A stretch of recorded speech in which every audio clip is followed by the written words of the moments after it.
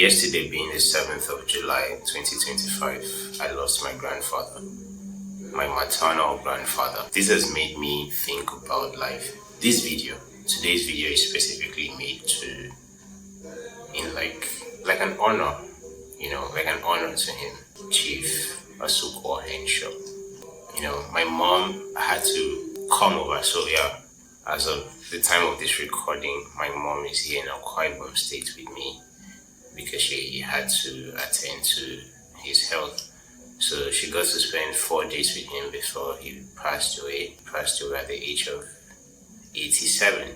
I would say it's a blessing to live that old, and we can only wish that we, experience life and get to do what we have to do. I've been asking myself, some questions due to these events happening in my life and losing my maternal grandfather. I never got to know my paternal grandparents because they passed away. So all I've ever known is my maternal grandparents. My grandmom is still alive.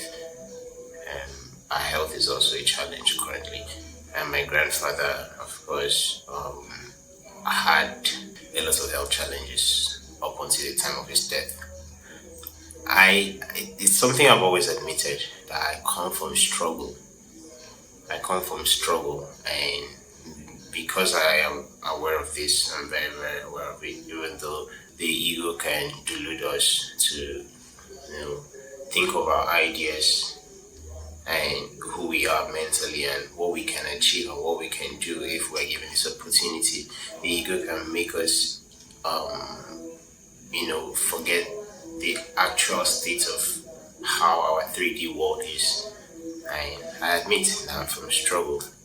And now I have to look and introspect and also observe my grandfather's life, through my own perception now as a man, right? Using, stories and things I've heard from my uncles and my mom and my aunties about my granddad, their experience with him growing up, because he had 13 children. 13 children, that's a lot for one woman. His death has really been making me think a lot about masculinity and what it really means in this time and what it has always meant through masculinity. And one thing I have gotten to pick from this is taking actions. You have that idea, you have that plan, you just have to take an action. That's where masculinity lies. And I'm saying this because of getting to the stage I am as a man, hearing of opportunities that my grandpa never, took advantage of. Now, I'm not saying that he didn't live his life and serve his purpose in a way, but again, the man I have become aware of right now, the state I am as a man, parts of myself that I have become aware of. When I look back at the older men in my bloodline, I see very noticeable aspects of depleted masculine energy. So yeah, this is the lesson I'm picking up from this transition. I call it a transition, irrespective of how his health situation was up until the day he passed away. I'm going to call this a transition because it's a blessing to still live up to 87. It is.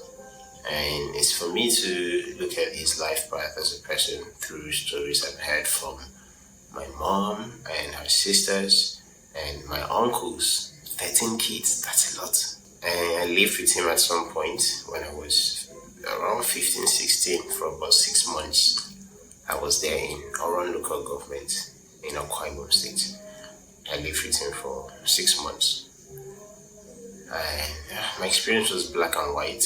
We got to have conversations a few times, and that generation, that time, I can see now and understand their awareness and love the aspects of them that got to, experience life in its truest form through the stories my mom would tell me, like, oh, growing up, we never experienced this at home. I see fulfillment in that, even though I might say that I identify with struggle. That identification comes from my own personal desire of how much I want to do. So yeah, I lived a good life, and I'm learning to execute, take more actions to see that the next generation of men in my bloodline have access to this masculine energy, this aspect of their masculinity, saying it and doing it. So yeah,